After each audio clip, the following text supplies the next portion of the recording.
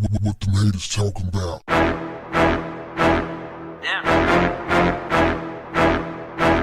What's up, family? A Texas man took matters into his own hands after his ex-wife's girlfriend broke his window, chasing them at high speeds down the highway before shooting her dead and punching the other woman so hard in the face that she needed reconstructive surgery. I want you to follow me, fam, because this is a wild, wild west story. You ain't gonna believe it. Check it out, fam. Backstory. Allendale Edwards, 44, was sentenced Tuesday to 46 years behind bars for the March 2016 murder of ex-wife Kiana Gardner, 29, according to Harris County records.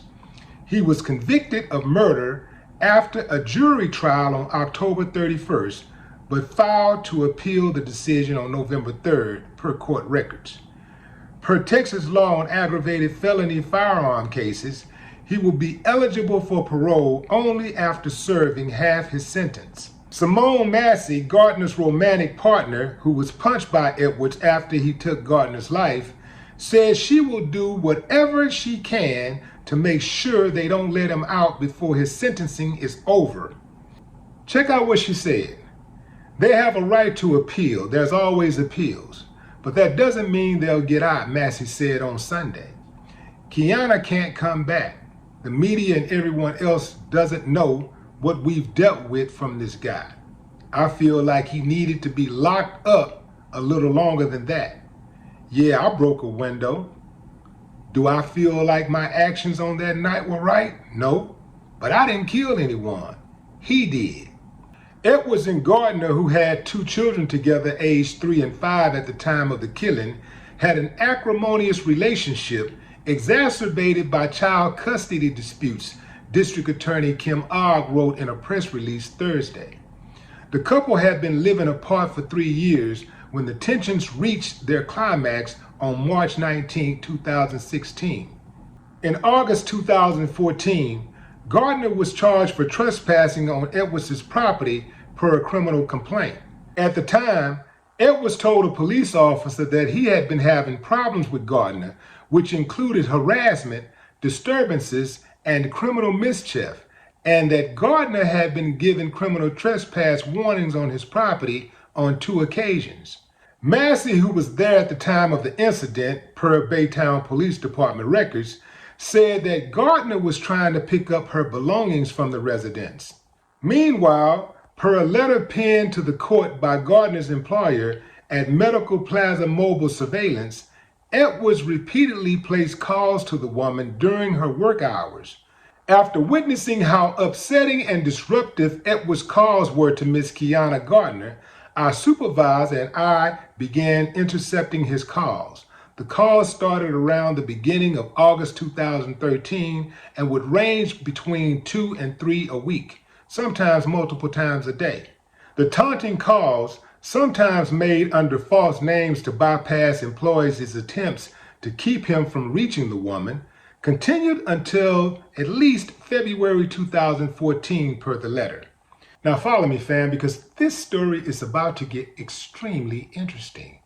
And what I'm about to say is going to underscore the reason why I did not give this video 3 claps when I announced in the beginning that dude was sentenced to 46 years in prison.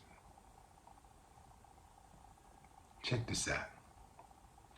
Gardner was allegedly in the passenger seat just minutes before her 2016 death, when her friend Massey drove her to Edwards' home at 3 o'clock in the morning. Massey, by her own admission, said that she picked up an aerosol can and swung it at Edwards' window. Now, while all of this is happening, Gardner is allegedly asleep in the passenger seat. She hops in the car, speeds off, dude grabs his gun and jumps in his car and gives chase to their white SUV. He's chasing up the highway, chasing, driving crazy. And he shoots through through the driver's side window. And it's not until he gets in front of their SUV and slam his brake and they slam into his car that Gardner allegedly wakes up. That's the story that Massey told. Yeah. Now check this out, fam. Earlier that night, Massey said that she and Gardner went to her cousin's birthday party and then a bar. Although it's unclear who placed the first phone call, she said, she and Edwards began exchanging heated calls and text messages. She said, I was telling him that I wish he would leave us alone. I was saying some mean things. At the time, he was telling me, oh, come over here before I beat your head in. Come get it. I made the stupid decision to go over there because I was fed up with what was going on. I was so upset. I went over there, I grabbed the can, and I busted the window. Upon hearing the glass shatter, Edwards told his mother to call the police, grabbed a handgun, and rushed outside. As the women peeled away in their white SUV, the Baytown Police Department wrote in a press release at the time, Edwards gave chase. So the two cars raced down the highway and all of this bad driving is going on. They're peeling off, they're driving reckless, but Gardner is still asleep. Somehow she's still asleep. Massey said he sideswiped us going under the light and pulled in front of us. It seemed like everything was in slow motion, yet going so fast. Edward's second shot struck Gardner in the chest, killing her immediately. He then walked around to the driver's side and punched Massey in the face, causing damage that had to be surgically repaired. Officers in the area said that they immediately responded to the scene per the police press release. Chaos unfolded in minutes before they arrived, though. This part of the story is sad on top of sad. A third vehicle crashed into the women's vehicle, according to Baytown Police Department. And it involved a 50-year-old uninvolved man by the name of Marco Peralta. He reportedly got out of his car to direct traffic and was hit by a drunk driver and killed. Do you see how bad decisions can lead to total destruction, even self-destruction? I'm sure each one of those people that was involved, let's get away from the guy who was the Good Samaritan, but you can talk about the guy who hit him. But none of this even happens at all if they don't go to that man's house. But you heard her, she said, her own words, she went anyway. He warned her, don't come over here. Yeah, come over here, I'm gonna beat your head in. She went anyway because of her pride. And I do believe that she and that other woman, Gardner, went over there looking for trouble, and dude gave them everything that they were looking for. Unfortunately, he put himself in a bad situation with how he handled it. A lot of times, fam, we think that when we make certain moves that people are going to match our energy. If the worst thing happens, they'll just match our energy. I'm gonna go over there, I'm gonna throw an aerosol can and into his window and break his window. What are you gonna do? I ain't scared of him. What are you gonna do? I'm gonna break this window and jump in the car and peel off. Ha ha ha! Laugh about it. Ha ha ha! She had no idea he'd jump in his car, grab that gun, jump in his car, and pursue them. Shoot her friend in the chest and kill her, and then hit her so hard that she would need reconstructive surgery to her face. And he had no idea that when they broke that window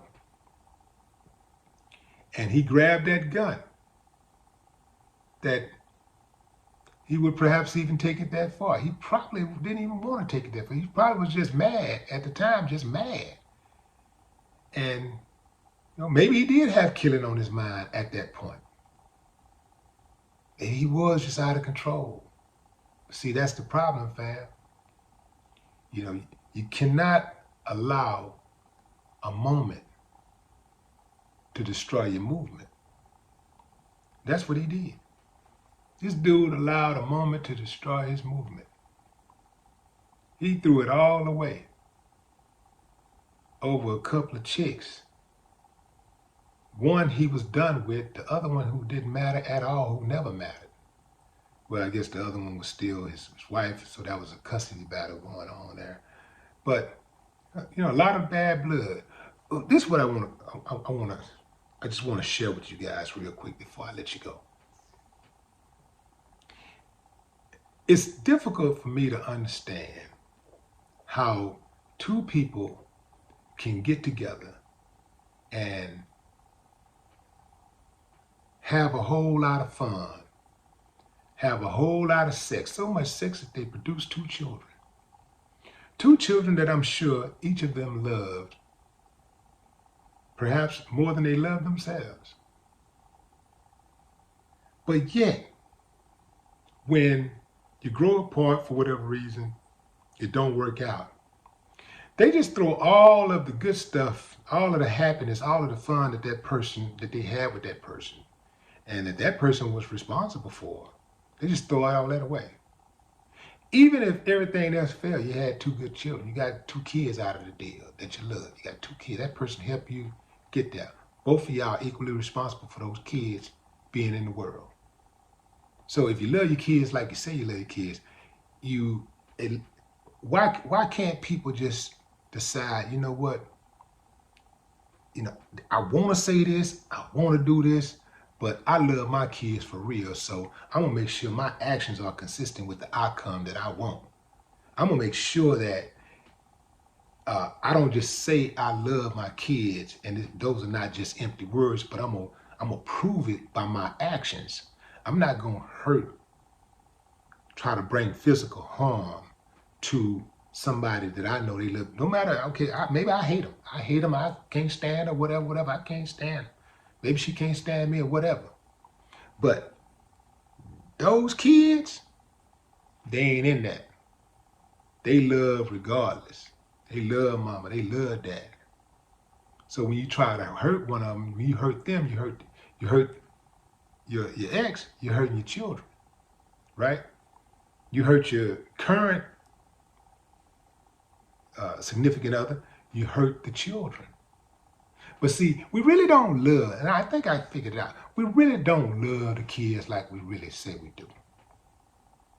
Because if we did, we would consider them when we make these type of moves. We would consider them before we even think about harming. And that's whether it's physical harm or even financial harm, trying to harm their father, trying to harm their mother.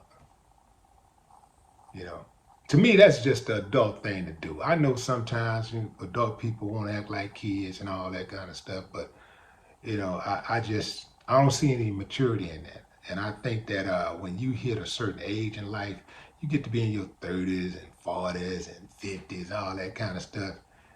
I just think that somebody should want to be like really grown, like act grown, not just look grown. Actually act grown. I like grown. I mean grown, acting grown is in terms of being responsible. Not acting grown as far as, cussing, drinking and smoking and coming and going when you want, all that kind of stuff. I'm talking about maturity. But what say you, fam? Drop a comment. I'd love to hear your thoughts. No more talk. What them haters talking about?